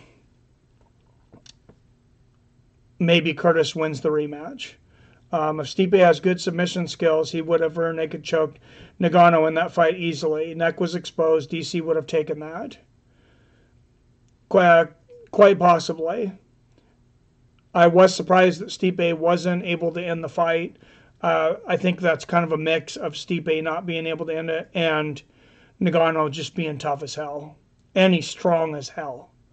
DC is an underrated striker. I think DC beats Stipe. I think he's a better wrestler. I think Stipe is a better striker. But yes, DC is definitely underrated in the striking. He held his own in a lot of the minutes against Jones, even though he did get knocked out with the head kick. Of course, the first fight he went the whole way. And he really impressed me against Barnett, man. When he fought Josh Barnett and he outstruck Josh Barnett, basically dominated Josh Barnett in every facet of the game. I said, this guy is a tough son of a bitch. And he's definitely one of the top guys out there. And those are my two favorite fighters. So I am a little torn in watching them fight each other. But I still want to see the fight. If DC beats Miocic, will he fight Kane? I don't think... Depends on how much the UFC offers DC to fight. If it's not in the millions, I think DC retires. And I heard Rogan and a lot of other people saying DC goes back to 205. I just don't think so. I don't see DC going back to 205. I see him retiring if he beats Miocic. Like I say, unless the UFC just throws a ton of money at him to fight Kane. I know Stipe is your boy. I just think DC won't lose to anybody not named John Jones. I think it's a good fight. I guess we'll see. Cormier doesn't do well against lengthy strikers, Jason says. His hardest fights were Jones and Gustafsson. Everybody's hardest fight was Gustafsson, though, except for Rumble Johnson, who just matched up well with him, I guess. But Gustafsson took Jones, the distance, and a lot of people thought he won that fight. A lot of people thought Gustafsson beat DC, and 205, he should have it all to himself now. I don't think Rockhold coming over is going to beat him. No, they both said they wouldn't fight each other. Depends on the money. They're fighters, and you offer them enough money. Amanda Nunes and Cyborg said they wouldn't fight each other either. And then somebody dumped some money in their lap. They're fighting eventually. Cyborg and Nunes, that is. Stipe and DC, I don't know about. Stipe has better striking than DC, but if DC gets on the inside, throws those bombs from the dirty boxing, Stipe will get hurt. He definitely. Stipe had. Everybody underestimates both these guys to a point. I think Stipe's 80-inch reach, Cormier 72. Yes, Stipe's footwork is greatly overrated. People kind of forget that he wrote the blueprint on how to beat Roy Nelson, and now everybody else has followed it. And I know Roy's getting old now, but Meathead Mitrione followed it to a T until Roy finally got smart and decided he was going to wrestle. And at that point, it was too late. And I think Roy actually probably would have won that fight if he would have wrestled from the beginning. He's just going to vacate both belts if he wins. I wouldn't doubt it, Austin. He said he wouldn't fight past 40. And he's 39 now. He'll turn 40 not too much after that fight. Because they got to get through the whole Ultimate Fighter first. They're filming that right now. I believe they might be done filming it. They might have just finished filming it. I can't remember what I've seen. They're either close to ending the filming or they finished filming, because it should come on in April. You can't overlook that, Jason. You can't overlook an 8-inch reach event. But what is Jones' reach? I think Jones's reach has probably got to be 80 inches, if not more. And the guy can literally touch you from halfway across the ring. That's why, he's the one who got the eye poke rule changed. Cockhold is done. Fight's too defensive. Slow at middleweight and light heavyweight. I agree with you. I think he should go into acting or WWE. And I think he probably wouldn't do bad in either one of those. How crazy that John Jones and DC are the two best light heavyweights in history in MMA. Their fights were the best ever in terms of skill put together. Yeah, that's nuts. Bad luck for Cormier just to be in the same era, I guess, as Jones. If he'd been right before him or right after him, he's probably thought of as the best ever. Or if John Jones had never fought in the UFC for somehow. I think Cormier's best chance in the fight are with wrestling and dirty boxing. I agree. He's got to get inside. He's got to get inside. He's got to take Stipe down. Stipe can jab from the outside. He can throw those kicks, the right hands. His boxing is super underrated. Jones 84. I thought I remembered that. Yeah, Jones actually had 4 inches bigger reach, and Cormier was able to hit him. So maybe he gets past him. RS says, I don't hate Rockhold, I just don't like him. He is just an F-boy. Zoltan, I told Donald Holmes he has ketchup all over his face and got Stewie to unsubscribe. Well, good job, Stewie, good man. Rockhold versus Bisping retirement fight. I think that should happen, and they both should retire, quite honestly. We were just talking about UFC 224 a little while ago, that we went into Jacare Souza versus Kelvin Gastelum. I said that's a great co-main to a weak card with Amanda Nunes and Raquel Pennington. But you got Vitor Belfort versus Lyoto Machida. That should be a retirement fight for both those guys. Who do you guys think wins that? Neither one of them have looked super impressive as of late. Cormier admitted he doesn't do well against fighters that throw kicks. He outed himself. He ducked. he ducked too low when he got caught with that head kick against Jones. I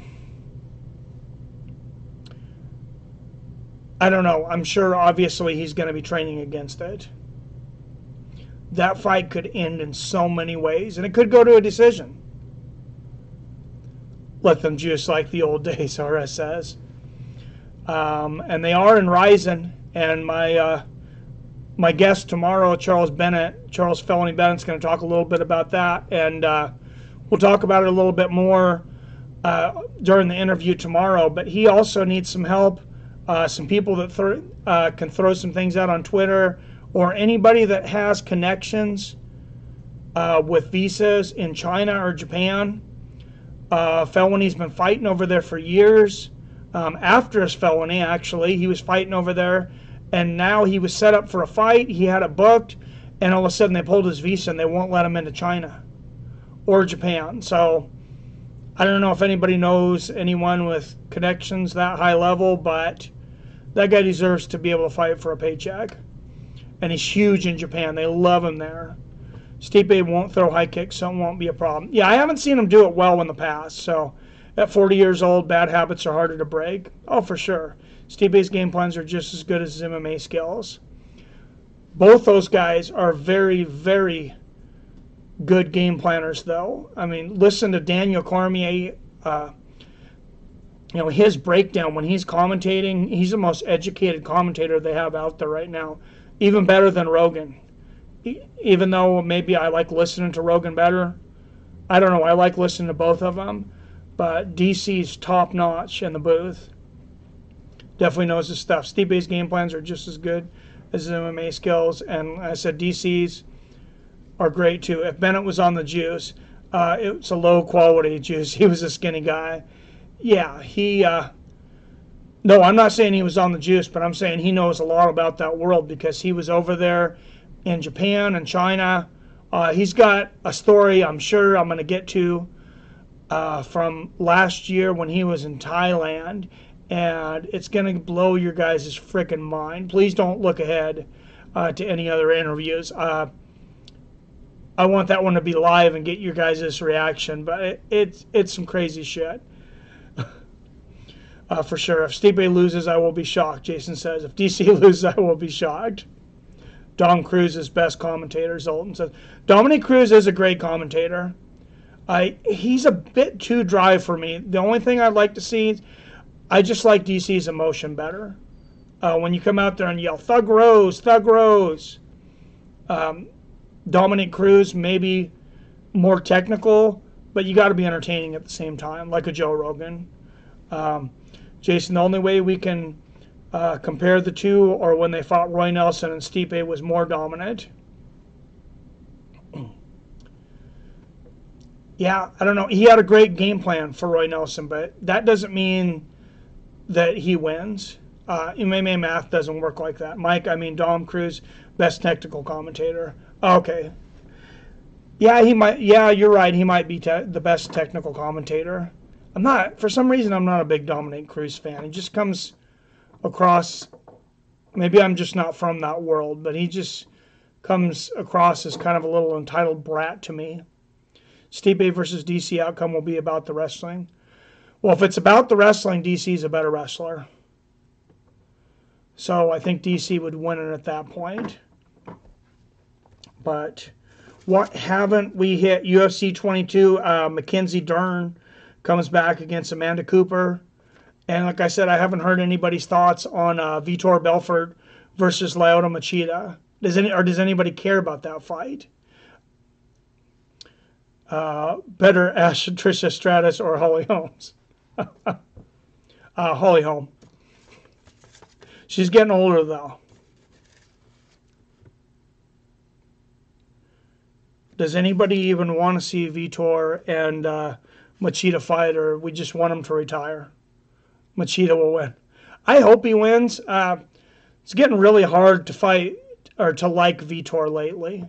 I was a Vitor fan years back, and then forget about all of the failed drug tests. The things that he said to Michael Bisping are almost unforgivable. That was just poor class. The way he went after him on Twitter, that's beyond the fight game. Holy home. I don't see that resemblance, Jason, but thanks for your honesty, I guess. To be honest, I'm not interested on Machida versus Belford. Yeah, I think they both could retire, and that match at this point almost seems like it's one that could be in Bellator in their retirement league. Mackenzie Dern against Amanda Cooper. We're going to see Mackenzie Dern again, see if a little bit of that rust or whatever you want to call it that first time was just the bright lights of the UFC for the first time. Austin Cook says, I want to see Chris Weidman fight. His last win was over Kelvin Gastelum. I want to see him out there too, man. Kelvin Gastelum's, of course, he's fighting Jacare Souza. If Jacare Souza gets past Kelvin Gastelum, I wouldn't mind seeing Chris Weidman fight again. It's a long road back to a championship fight at 185, but I say if Jacare gets past Kelvin Gastelum and Chris Weidman gets past a decent opponent, the winner of Chris Weidman and Jacare Souza would get another shot at the title. Even though Jacare just lost to Yoel Romero. I think if you beat Gastelum and Weidman, that's a title shot there. Like I said, and if Weidman gets a quality win and he gets a win over Jacare, then he's right back in the picture and he deserves the shot for sure. Google, oh, geez, you asked me that before. Oh, man, I really don't want to see that. Winner of Jacare versus Kelvin fights winner of Yoel versus Whitaker. I don't have a problem with that fight. I don't know if people are going to want to see Jacare and Yoel again that quickly. I don't think Kelvin wins the fight, but the guys that he's beat, if he gets past Jacare, he deserves a shot. Kelvin came back in the picture because he beat Bisping after he lost to Chris. RS says, no way, Cap. David Tua versus Mark Hunt in boxing. Oh, gee. David Tua's got to be, I haven't heard that name at all. He's got to be super old. But, man, that was a guy back in the day that nobody could hit like David Tua. I mean, he had some out-of-the-ring problems. So did Ike Abiyabuchi. During that time of Tyson and Holyfield and Riddick Bowe and Evander Holyfield, all that. David Tua, had a great chin. There was also a guy, though, that brings up Ike Abiyabuchi. Spent a lot of time in jail. Most people think that if he wouldn't have went to jail, that he would have dominated the heavyweight scene. He would have been heavyweight champion and held on for a long time. I guess we'll never know because he did spend the time in jail. And then, David Tua, a lot of heavyweights had some issues outside of the cage that they could have been really good around that time. That being said, I think Lennox Lewis is top 3 all-time heavyweight. I think he's the most underrated heavyweight ever. And I think he's probably top 3. Austin says, I want to see Kelvin go back to 170. Oh, yeah, that guy was undefeated. Yeah, for sure. Anderson Silva's chin was legendary at one time. Absolutely. His legs were legendary until they bent on Weidman. Tommy Morrison got AIDS. Oh, jeez. Yeah, Tommy Morrison, they thought for sure he was going to be the heavyweight champion after he beat... Well, he was. He won a version of the belt against George Foreman, I believe. I don't know if it was... It might have been it was the WBO, which is the 4th belt and the lesser regarded but still heavyweight championship belt. But yeah, the Tommy Morrison thing was sad. He eventually died of AIDS. That was John Wayne's nephew, for people that don't know. Weidman won't beat Jacare or Yoel or Whitaker. I agree with you, Cap, on that issue. Tyson versus Tua. Depends on when they fought. in my mind. That would have been huge. Yeah, definitely would have been huge. If they would have fought when Tyson was in his early 20s, I say Tyson kills him. If he would have fought like that 32-year-old Tyson, about the time Tyson gets out of jail and lost to Holyfield, that would have been a great fight. Did you hear about the first porn site-sponsored MMA event with Pedro Hizo? No, we really don't need that. Oh, Jesus. No, I didn't. The UFC heavyweight champion, Rico Suave Rodriguez. Sorry, wrong fighter. Oh, jeez. No, it's Pedro Hizo. He had his time, but man, that dude's old as hell. That dude is super old. He should be done. He came back and had that fight with Fedor in Russia. Those guys are juicing over there, though. So I would think he would go fight in one global. I'm surprised he didn't, but first porn site-sponsored MMA event. I mean, I guess I get where those crowds cross over, but I'm not sure why it makes it special that the MMA event sponsored. Yeah, that's weird to me. Sorry, you lost me there. It's a huge cruiserweight boxing match coming up in like a month. And I'll definitely be covering all the big boxing matches that I can. Like I said, we got Anthony Joshua and Parker coming up. I look forward to calling that on Saturday. Rico Suave Rodriguez versus Alex the Spartan Nicholas. Charles Felony Bennis versus Bruce Lyon. Luchamigo Marcus. Marcus De Mata versus Matthew Wagyu. Wait. Felony's got a fight on that card? I was looking all over to see if he was fighting. And I was actually on the show tomorrow going to try to set up a fight between him and Matt Horwich in the multiverse. No, not really. But yeah, he needs to fight. Charles Bennett's just, that guy's record should be a lot better than what it is. He really got a shit hand in life. I won't ruin the whole story for you. I'll let him tell a lot of it tomorrow, but what that guy's went through in life, nobody should ever have to go through. I will say. I'm going to put that down live on Cam Soda. Is it like pay-per-view? Or is it free? I don't know if I want that on my browsing history, but I do want to see that fight. Live on Cam Soda, April 26, 2018 at 6 p.m. Eastern. Free. I'll have to talk to Felony about that tomorrow. Viewer can tip. Yeah, definitely, like I said, guys, definitely, if you can throw a couple bucks at Charles Bennett tomorrow on the show, but if you guys can raise the money for the pay-per-view, like I said, I'll pay for his pay-per-view. I want him to do the fight companion with me, Charles Felony Bennett. If he agrees to it, UFC 223, we need to get it. That's going to be the best fight companion, I imagine, ever. If you're the damn multiverse, haha, calling that guy high is underestimated. Oh God, can you imagine? I want to get those two. I just want to get those two together on like a reality show or something. Charles Felony Bennett and frickin' Matt Horwich in the same room. That's got to be TV gold, guys. I mean that's next level. I'm paying advertising money if I get those two on there. And I'll tip for that because I like seeing fighters get paid.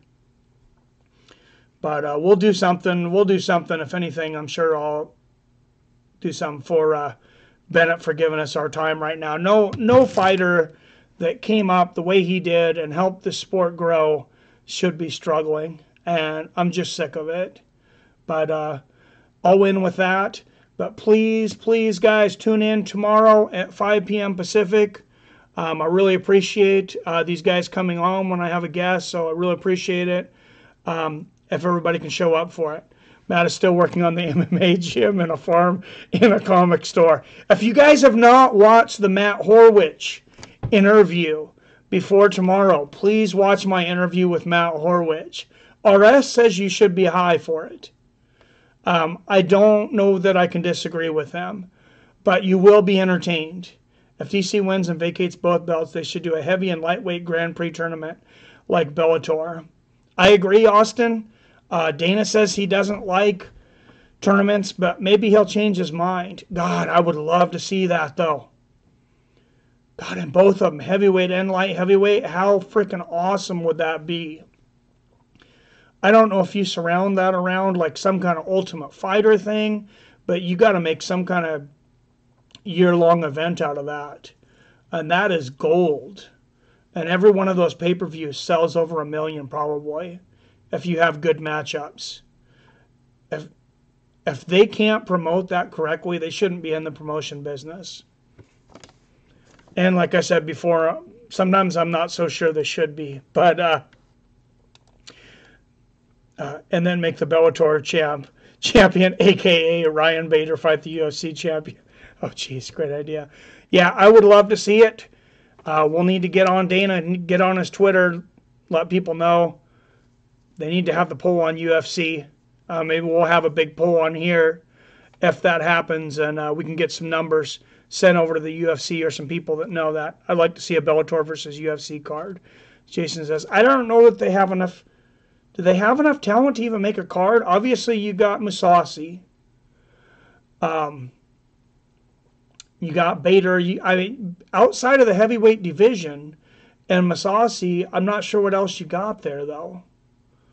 So I don't know if you got a full card there, honestly. Oh, Rory McDonald. That's the other name I was looking for. That's blasphemy that I couldn't remember that. But yeah, Rory McDonald. Oh, he's fighting coming up here. Rory McDonald's fighting coming up. MVP's also fighting. Douglas Lima to see who's really best.